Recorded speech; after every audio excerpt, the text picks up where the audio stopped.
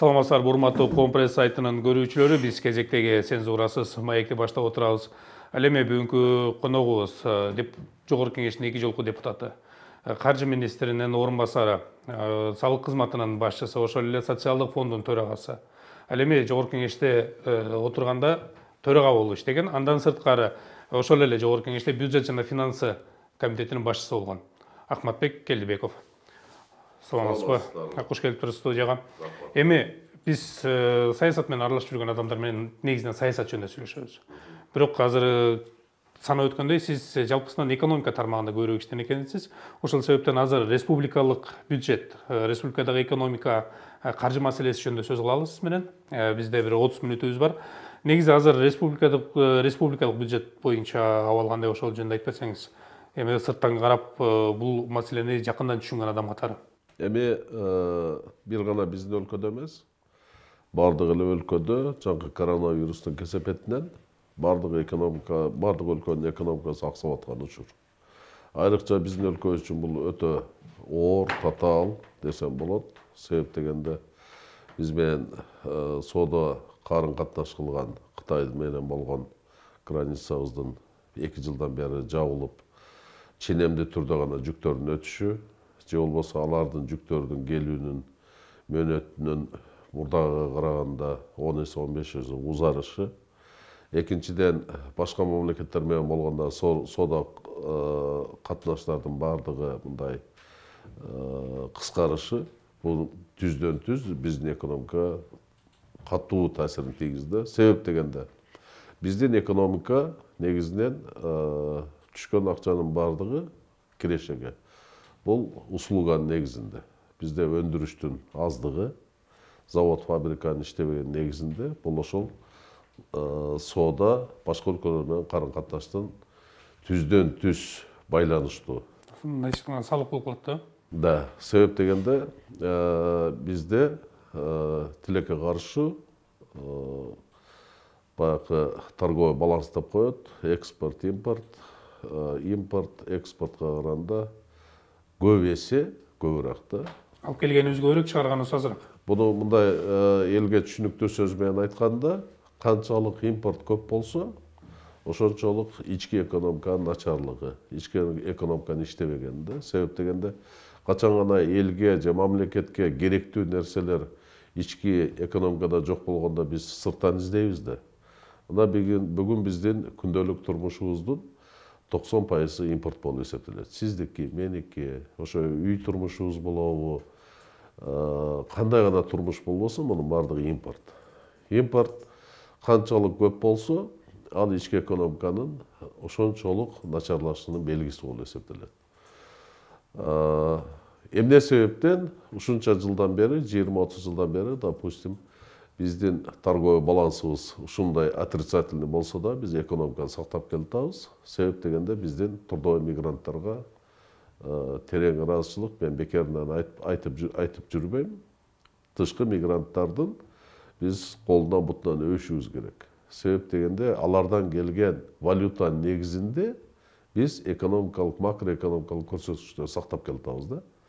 Атак эгерде ошол мигранттардан акча келбей калса, экономиканын мыйзамы тили менен айтканда, мындай отрицательный импорт 10 эселеп экспортко караганда көп болгон мамлекет экономикасы крах болуш керек да. Крах болуш керек. Ошон үчүн бүгүнкү күндөгү салык кодексин өзгөртүүдөн бул майнап чыгып же бюджетибиз толуп кетпейт. Андан кандайдыр бир туруктуу системаны же туруктуу кирешени биз ала албайбыз. Биз жок дегенде ушул коронавирустун, пандемиянын кесепетинен жок дегенде ишкерлерди кантип өзүн өзү сактап калуу боюнча сактап кала алат деген принцип менен иш алып барышыбыз керек. Салык жаңы кодекс эмес, эски кодекс менен эле, бирок дагы бир жеңилдиктер, же болбосо дагы бир ыкмаларды пайдаланыш керек деп атасыздар. Мындай да 2009 жылы ишке кирген салык кодекси постсоветский деп коелу, мурунку Советтер Союзунан таркаган өлкөлөрдүн ичинде Кыргызстандагы эң либералдуу салык кодекси болуп эсептелген. Себеп дегенде 16 салыктын түрүнөн 8 салык түрү калган. НДС'ти биринчилерден болуп биз 12%га чейин түшүрдүк.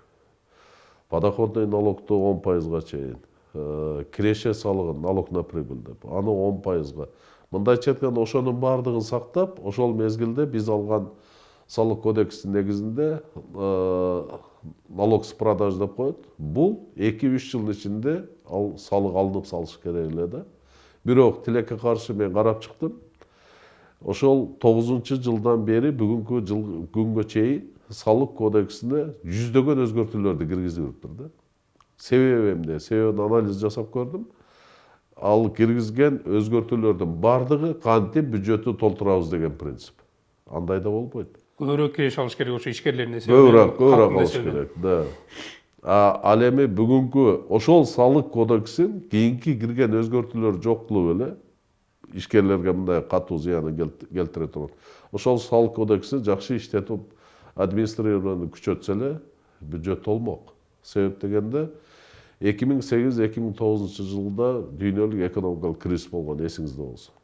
Биз салык кодексин киргизип атканда бардык эксперттер айткан биздин бюджет толбой калат. Бирок 2009 жылы салыктын түрү 2 эсе азайса дагы, салыктардын ставкасы 2 эсе азайса дагы, мисалы 20%-дан НДС 12, налог на прибыль 30-дан 10-га түштү, подоходный 20-дан 10-га түштү. Ага карабастан биз 2008 жылга салыштырмалуу 2009 өсүш 136%-га өргөн да. 136. Бул эл ишкерлер салыкты бекитпей, ачык айкын отчетторун көрсөтүп, ачык айкын чыга баштаган. Себеп дегенде ошол ишкер үчүн бул ыңгайлуу салык кодекси болгон. Эми азыр жаңы кодекс кабыл алып атат, бул менен кандай прогноздорду берет элеңиз? Мисалы, сен бул тарабында айтасыз да, мисалы 8 миллионго чейинкилер салык төлөбөй эле койсун дейт. Эгерде жүгүрткөн акча 8 миллионго чейин болсо, андан жогоркулар анан кийин өзүнүн пайыздык көрсөткүчү менен төлөп баштайт. Мен экономист, финансист катары бир сыйра окуп чыктым. Себеп дегенде аны азыр свободный продажада жок. Интернеттен жакында эле алдым. Алып бир сыйра убактыма карап окуп чыктым. Мен логикасын түшүнбөй койдум да. Эмне себептен кереги бар эле деген стратегиясын. Ушул салык кодексинин кереги бар беле, бүгүн же кереги жок беле дегенге мен түшүнгөнүм жок. Себептен да бул салык кодекси качан керек? Анын кээ бир принциптери туура. Качан экономика жакшы иштеп, өзүнчө бир мындай бүгүнкүдөй коронавирус же болбосо ушул окшогон тоскоолдуктар болбогон экономика жылып кетип атканда муну киргизсе болмок. Ал эми кечеки салык кодексин киргизип коюу кандай гана жаңылык болбосун, бүгүнкү күндө ишкерлердин баардыгы кыйналып, өзүн өзү зорго багып атат. Өзүнүн ошол бизнесин сактап калыш үчүн иш алып барып атат. Ушул мезгилде жаңы правиланы киргизиш, жаңы эрежени киргизип, ошого бардыгын мындай заставить этиш бул туура эмес деп ойлойм. Бул менен биз ошол ишкерлерди көмүскө иш алып барууга түртүп атабызбы? Ишке түртүлөт. Себеп дегенде ошол 8 миллионго чейин төлөбөй эле койсун деп атат. 30 миллионго чейин төлөнбөйт, 30 миллиондон кийин НДС төлөнөт деп. Ишкерлер деле баш иштеген адамдар ишкер болот да. Алар 30 миллионго чейин азыр бир фирма 30 миллионго чейин болсо, ал 4 фирмага бөлүп коет. Мисалы аныкы 120 миллионго чейин жетсе обороту, ал 4 фирмага берип коет. Бул жерде жаңы фирмаларды ачат дагы ошонун айланмасында ошо менен 30га чейин иштей берет. Бул жагын эске алган эмес да. Андан кийин ошол 30 миллиондон 8 миллиондон өдө с оборота деп атпайбы? Оборотто, мисалы, оборот деген эмне? Сиз мисалы бир стакан сатасыз, бир буюмду сатасыз. Ал буюмду сатып алып, анын үстүнө үстөк, мисалы 100 сомго сатып алсаңыз, үстүнө 10 сом кошосуз же 20 сом кошуп сатасыз. Сиз 8 миллиондон ашкандан кийин ошол 100 сомду 120 сомго төлөп атпайсызбы? 120 сомго. Сиз 20 сомго гана төлөшүңүз керек да, өзүңүз тапкан кирешеден. Туурабы? Сиз тиги жактан сатып алганда төлөгөндөн кийин ал орчундуу болуп калат. Демек сен сатып алган акчаң дагы, саткан акчаң дагы бардыгы с оборота деген ошол. Ошон үчүн бул жерде бүгүнкү ишкерлердин чыгып атканы жана башкалардын аларды биз могудан бошотуп койдук же могуну мындай карайбыз деген бул туура эмес. Ал принцип экономиканын мыйзамында иштебей турган принцип. Эгерде ошол кемчилдикти көрсөтүп эл чыкса, макул, муну биз ишке алабыз, муну давайте атлашты этип кое турайлы, андай болса мындай кылайлы деген ал туура эмес принцип да. Ал разрушение калып келет ошол эле кодекстин. Андан тышкары, мисалы добровольный патент болот. Добровольный патентти бүгүн кыскартуу же отменить этиш бүгүн ыңгайлуу шарт эмес экономикада. Болот бирок келечекте. Бул келечекте сөзсүз жасаш керек. Добровольный патент деген ал учет, отчетность жок деген сөз да. Сиз мисалы бир нерсе сатып ишкерлик кылам десеңиз, барасыз да патентке төлөп коесуз да, эч кимге отчет тапшырбайсыз, эч кандай учет жок.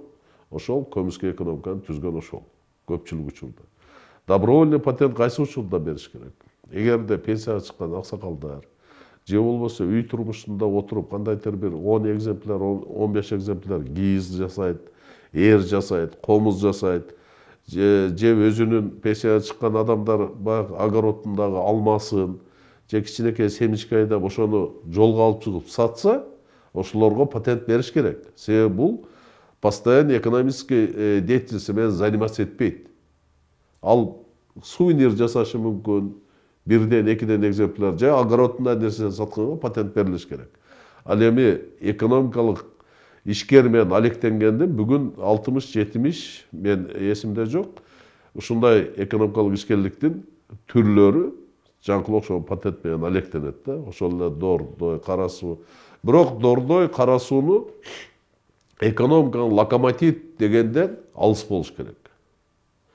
Дордой, кара сууда чоң акча айланат. Бирок андан түшкөн кара суудан, дордойдон түшкөн киреше бюджетке болгону бир 1-2% гана түшөт кирешенин ичинде. Ал кирешенин же экономиканын тагдырын чече турган эмес.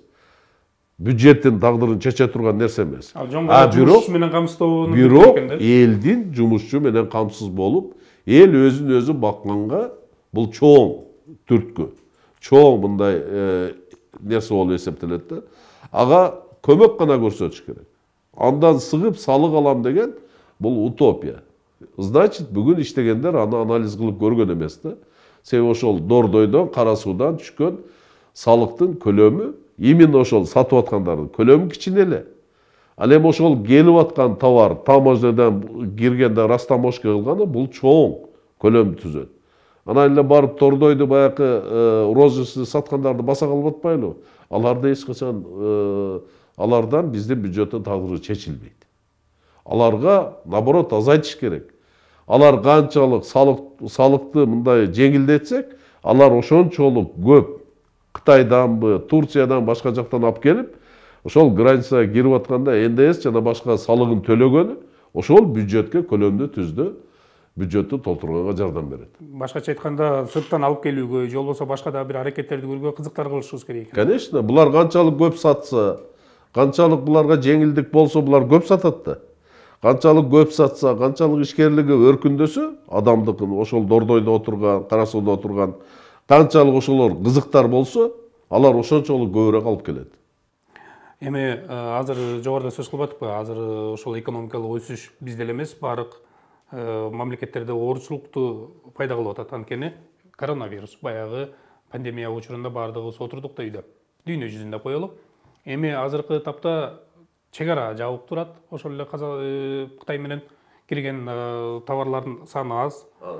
Эми ушул тапта баалардын өсүшүн кантип токтотушубуз керек же жайлатышыбыз керек? Бааларды өсүштү биздин мамлекет регулировать этем деген бул өтө кыйын нерсе. Мен азыр эле сөзүм башында айтып кеттим. Себеп дегенде биздин турмуштун Кыргызстандагы жеке адамдын турмушу болобу, жалпы мамлекеттин турмушундагы 70-80% деп коелу эми. 70-80% импорт түзөт.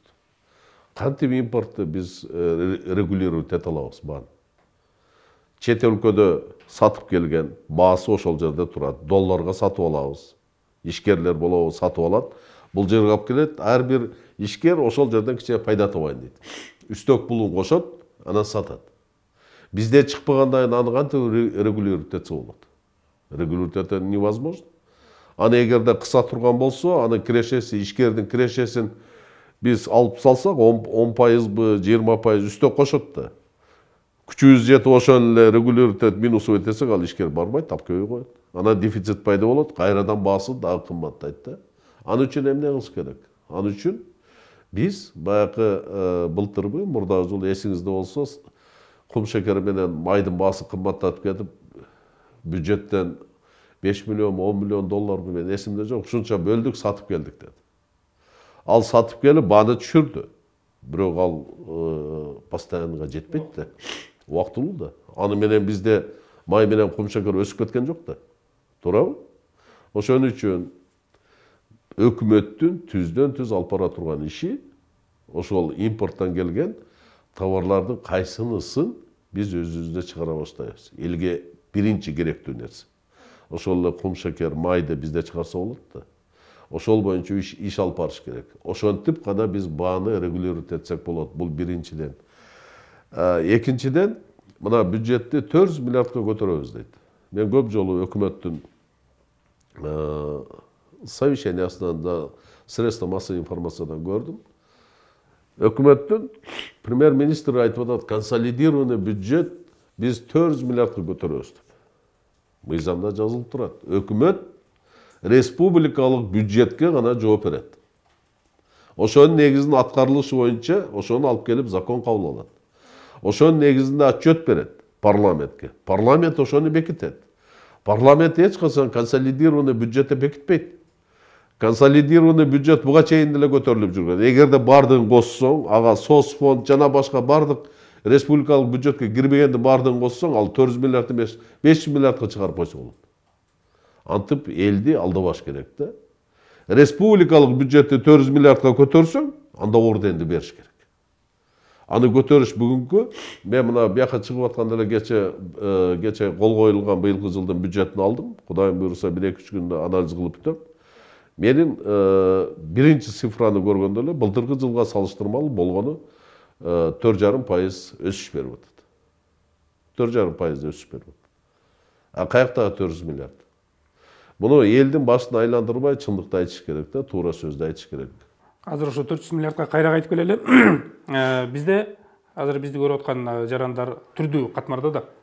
Анан ошол эле айылдан отуруп көрөбү, шаардан отуруп көрөбү, балким катардагы маршруткайда адамба консолидированный бюджет менен республикалык бюджеттин айырмасын жок. Жөнөкөй сөз менен айтсак.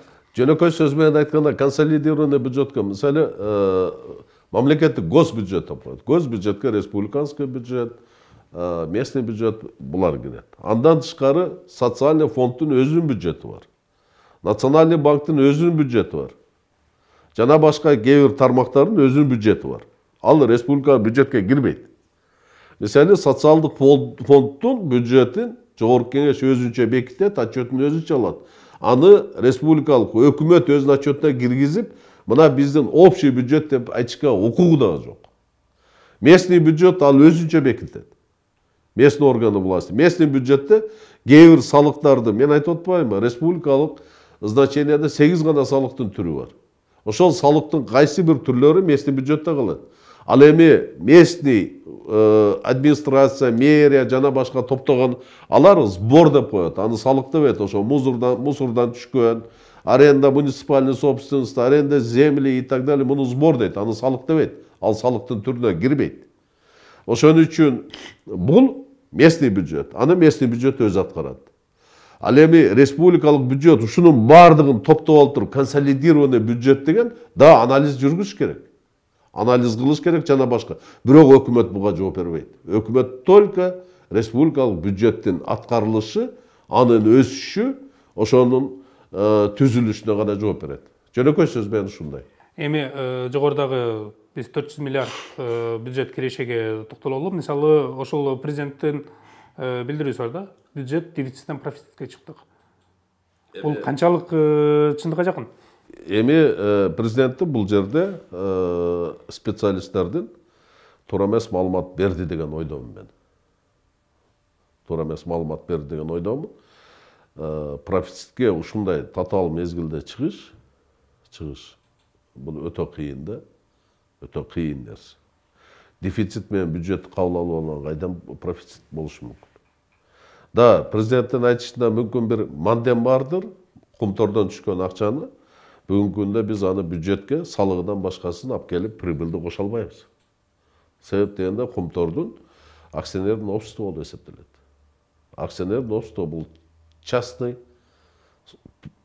форма собственности, туурабы? Ал сөзсүз акционерлердин акционер собраниясы болуш керек, кайсынысы дивидендке кетиш керек, кайсынысы кайсынысы прибыль болот, ошондон салык төлөнөт, кайсы дивиденд Кыргызстандын долясына канча пайыз болсо ошол келип түшкөндөн кийин ушул биздин акча деп айта алабыз. Бүгүн Кумтордун тагдыры чечилди электе. Биз внешний управление гана киргиздик, ошонун негизинде управлять этип атабыз. Ал эми андан түшкөн акча бул өзүнчө азыр бир жерде сакталыш керек. Бюджетке түз алып келип кошо албайбыз. Себеп дегенде ал мыйзам бузууга дал болуп калат да. Мүмкүн ошол жерде топтолгон акчаны айтып атышы мүмкүн. Монча биздин запас акчабыз бар деп. Себептен да Кумтор кандай болуп чечилип атат биз билбейбиз да. Жакшы жагына чечилип атат дейт. Кудай буйруса, эгер жакшы жагына чечилип, Кумтордун тагдыры чечилсе, ошол 500 миллион доллар болобу канча экенин биз ачык отчетун көрө элекпиз. Коомчулук. Ошол акчанын жөнүндө мүмкүн президент сөз кылып атса керек. Эми азыркы тапта биз баардык нерсени эсептеп келбедикпи? Мисалы, мурунку жанагы импорт, экспорт, салыктын түрлөрү, эми пандемия али тарай элек. Дагы деле баягы ар бир мамлекетте мал менен чектөөлөргө риск коюп атат. Ал эмес өзүбүздө да чектөөлөр мал менен болуп атат. Ушул шартта Кыргызстандын абалына кандай прогноз бересиз? Кыйынчылык болот. Баягы халва десеңер оозуңда сладость пайда болбой калат деген пословица барбы? Ошо сыңарындай биздин аябай жакшы болуп атат деген менен баа өсүп атат. Дефицит товарлар пайда болуп атат. Элдин жашоо турмушу мындай кыйынчылык жака кетип атат. Бул ачык айкын факт. Бул бизден гана эмес, ошол дүйнөлүк кризистин кесепети, дагы жолу кайталайт.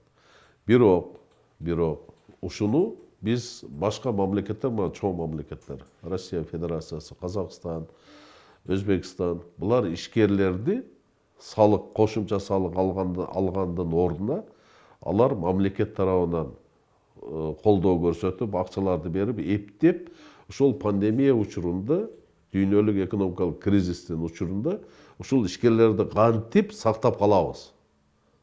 Ишин уланта бериш керек алар. Эптеп, ошол өлбө жаным өлбө болуп, ошол ар бир ишкер өзүнүн жасап аткан ишин кантип сактап калат деген принципте бүт дүйнө жүзүндө ушундай саясат жүрүп атпайлыбы?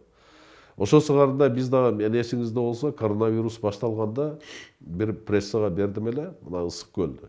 Жөнөкөй эле Ысык көл сезонун, Ысык көлдөгү жайкы сезон башталаардын алдында коронавирус башталган, эсиңизде болсо. Ошондо мен айттым эле, салыктардан бошоткула. Ал чоң деле сумманы түзбөйт.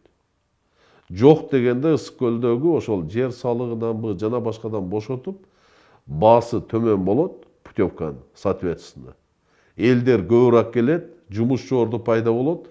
Канчалык бизге ошол пансионаттардын жана башкалардын иштеп кеткени, акча келип түшкөнү, ошол экономикага көбүрөөк пайда алып келет, чем ошол жерден 150 миллион, же болбосо 200 миллион, 300 миллион сом алгандан көрө, ошол бааны регулировать этип, ишкерлерге мүмкүнчүлүк берсек, ал жерде миллиард деген сомдор түшөт. Ушул окшогон нерсени ар бир отрасль, ар бир бизнестин тармагын анализдеп туруп, ушуларды кантип биз сактап калабыз? Пандемия бүткүчө. Себеби дүйнө жүзү карын катнаш ачылмайса кыйын да. Тем более биздин 80% импорт болуп атканда. Биз товарды кээ Япониядан алып келет, кээ Кореядан, Турциядан, Россиядан, Америкадан жана башка алып келип атпайбы? Булуң бурчунан бүт дүйнөдөн алып келип атат. Эми ошол ачылып, мүмкүнчүлүк түзүлгөнгө чейин биз кантип сактап калабыз? Бүгүн ачуу чындык. Ишкерлердин көпчүлүгү чет өлкөгө кетип атышат. Себеби көп ишин жаап атат, эч кандай пайда чыкпай калды, банкрот боло баштады, иштерин жаап, чет өлкөгө жылып атышат. Бул ачуу чындык. Бул статистика бүгүн көрсөтүп атат. Раз ошондой отток бизнес болуп аткандан кийин, кантип, эмне себептеп, себебин анализ жасаш керек да отурупчу. Ала өкмөттө отуруп сулуу сүйлөп койгондо маселе чечилбейт. Бирок ал жакта деле адистер отурат да. Анализ жасаган бир нерсе, же болбосо бул популизмге жакыныраак болуп атабы? Эми адистер мындай болуп атпайбы? Адистер жаштар келсин, жана башка бүгүнкү күндө опыты жоқ, мұрын көрбөгөн, иштебеген балдар келип отуруп атат. Да, жаштарды өстүрүш керек, аны тарбиялаш керек. Аны алып барып койбош керек. Аны тарбиялап, качан гана ошол деңгээлге жеткенден кийин коюш керек. Азыр баягы ступенканы өтпөйсөң, жөн алып барып министр кылып койсоң, мына кечээки ошондой коюлгандардын кээ биркиси камалып атат. Кээ биркиси 1 ай, 2 ай иштебей иштен кетип атат. Мунун бардыгы кадр тамдоо, кадрды тарбиялоо бул оңчук эмес да. Кайсы тармак болбосун, ошол тармактан ар бир ступенди өтүп чыккан адам гана барып ошону коюш керек. Аны меники эмес, биздин партия, сенин партияң дебей, бүгүнкү күндө бир муштумда түйүлүп, ошонун ичинен күчтүүлөрдү алып барып коюш керек. Кризис менеджерлер. Анан интернетке чыгып эле паланчаны коюш керек деп, лайкты көп болсо ошону алып барган. Аны менен маселе чечилбейт. Интернет менен мамлекет кадрды тамдоо чечилбейт да. Социалдык тармак азыр кадрлардын мен деле окуп атам, мен деле көрүп атам, мен деле жашайм, ошонун ичинде жашайм. Бул туура эмес.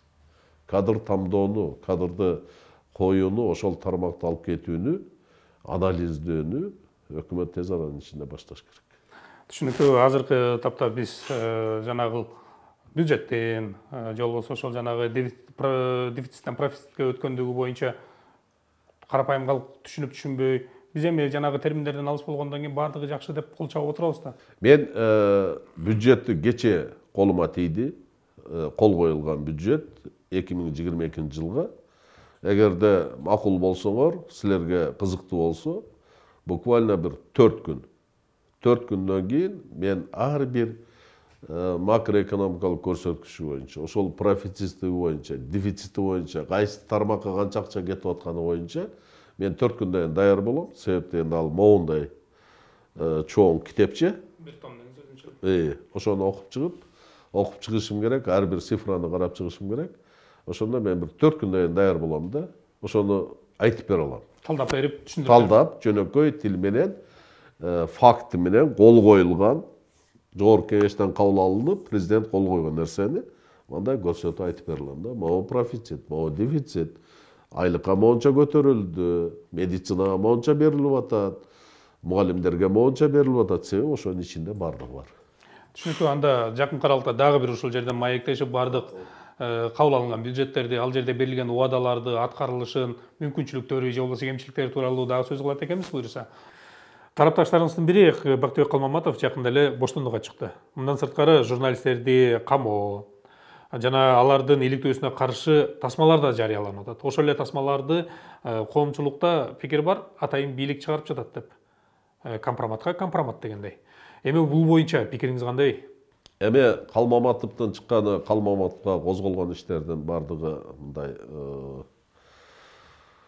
кандай десем, ал түздөн түз кылмыш же болбосо оор кылмыш эмес. Ошон үчүн бүгүнкү күндө тергөө органдары ошонун бардыгын тастыктап чыккандан кийин үй камагына чыгарышты. Ал иштердин келечеги жок деп ойлойм. Калмаматов бошотулганы бул аябай жакшы көрүнүш. Себеп дегенде ошол тергөө органдарынын ошону талдап чыккандан кийин, карап чыккандан кийин бул жерде кылмыш жок экенин өздөрү да мындай оор кылмыш же болбосо кооптуу кылмыш эмес экен. Экинчи, журналисттердин сын пикир ар дайым айтылып жүргөн. Саясатчы болгондон кийин мына Американын президенти айтканда азыр эгерде мурунку президенти, мен азыр резко айтып берем деп атын унутуп калбадымбы, саясатчы болом десең, сенин териң носорогдун терисинен калың болуш керек. Ошондо адам саясатчы болот да. Сын пикирди көтөрө билиш керек. Бирок сын пикир дагы сөзсүз түрдө ал объективдүүлүктү, анан кийин кандайдыр бир адамдын жеке аброюна шек келтирбеген сын пикир болуш керек. Бүгүнкү күндө биздин сын пикирлердин бардыгы адамдын жеке аброюнан баштайт. айтылбаган сөздөр да айтылат. Ал эми кээде асылганда обоснованиясы жок эле эптеп эле токуп жасай баштайт да сын пикирди. Ошон үчүн мен журналисттерди дагы ушундай культурага чакырат элем, маданиятка. Сын пикир айтканда да сөзсүз түрдө аны обосновать этип, бардыгын четко айтыш керек. Бирок журналисттерди куугунтуктоо бул туура эмес. Туура эмес. Канчалык ошол наркотик боюнча жана башка боюнча мен сиздерде эле маалыматым бар да. Анын канчалык далилдүү ошол наркотик менен заниматься эткени жана башканы муну сот гана чечим чыгарыш керек. Соттун чечиминен кийин адамды күнөөлүү деп ошондой гана айтышка укугу бар. Кайсы адамдын болбосун. А сотко чейин эле муну наркоман, бул мындай экен жана башка деп аткандары бул туура эмес деп ойлойм. Туура эмес. Бул биринчиден. Анан ошол журналисттин изилдөөсү чыккандан кийин аны жасаганы бул шайкеш келдиби, жатайы жасалдыбы? Мен түшүнбөй деле калдым. Эгерде шайкеш келип калса, анда ошол күч органдарынын эртеси жасаганы бул туура эмес. А эмне үчүн буга чейин жасабадың? Эгерде сенде оперативный маалыматтар болсо, жана башка болсо, эмне үчүн буга чейин жасалбады деген суроо пайда болуп атпайбы? Экинчиден, бүгүнкү күндөгү соц тармактарда жаңы чыгып, адамдын жеке жашоосуна кийлигишип чыгарып атпайбы видеолордучу? Бул өтө маданиятсыздык. Өтө ошол эле журналисттерге каршы. Өтө төмөндүк деп эсептейм да. Бул мындай нерсе Кур'аны Карим китепте да жазылган. Мындай болбош керек да. Мындайга биз жол бербешибиз керек. Коом жол бербеш керек. Бийлик жол бербеш керек. Бул туура эмес деп мен эсептейм. Бир кездерде ошол эле президент Садыр Жапаров, УКМКнын башчысы Камчыбек Ташиевтер менен чогуу жакын маалада болдуңуздар эле. Буга чейинки ушул саясатты карасак, турмушту карасак, азыркы тапта ушул бийлик башында турган досторуңуз менен мамиле кандай? Коомчулуктун кызыгуусу өтө эле күчтүү да бул боюнча. Биз эсиңиздерде болсо, Ата журт партиясын түзүп 2005-жылдары бизди бригада деп дагы ат коюшкан. Биздин достчулугубуз ошол мезгилде достчулук, ошол мезгилдеги биздин бири-бирибизге кылган мамилебиз, жылуу сезимдер ал утурумдук болбош керек. Башкалардан айырмаланып, менин ар дайым айтып жүрөм, менин бүгүнкү күндө саясатта положением аябай мындай кызыктуу да. Эмнеге? Эгерде мен катуу сын пикир айтсам, көрө албай атат деп чыгышат. Эгерде мен буларды баякы кетирген кемчилдигин көрбөй туруп эле мактай берсем, жагалданып атат дейт да. Ушундай да, мен башкалардан айырмаланып, менин положением ушундай. Бирок ага карабастан, мен ар дайым экономикалык, мамлекеттеги саясий нерселерге ачык көз караштарымды билдирип эле келатам. Бирок бардыгына окшоп күнүгө чыгып алып эле сүйлөй бербейм. Андай болбойт деп ойлойм да. Биларман боло бербеш керек. Эгерде ошол көрүп туруп айтпай койсоң, бул да күнөө болот. Экономикадагы, саясаттагы аны ар дайым айтып туруш керек. Демек, сиздердин баягы өзүңүз айтмакчы бригаданын мамилеси эски боюнча эле сакталып калды. Эми адам катары мамиле ошол боюнча бар. Ал эми саясатта бүгүн саясатта ар кандай болуп атпайбы? Ар кандай болуп атат. Саясатта алар бүгүнкү күндө бийликте башкарып атышат, иш алып барып атышат. Ал эми мен эксперт катары, саясатчы катары ошол алып барып аткан ишине жана кайсынысы туура, кайсынысы туура эмес экенин айтып турам. Бизде азыр мода болуп кетти, сунуш түштү деп. Сунуш түшкөн жокпуз ке? Жок, мен эми сунуш түшкүдөй. Мен баарын көрдүм, баарын өттүм. Мен колуман келген жерге гана барып, элге кызмат кыла алсам болот да. Бүгүнкү күндө мода дегенде сиз колунан келгенине дагы, колунан келбегенине дагы элдин баардыгы кызматта эле чуркап калбадыбы? Бирок ошол кызматты аткарыш колунан келеби, келбейби? Сулуу сүйлөп, сулуу жазганда ал маселе чечилбейт.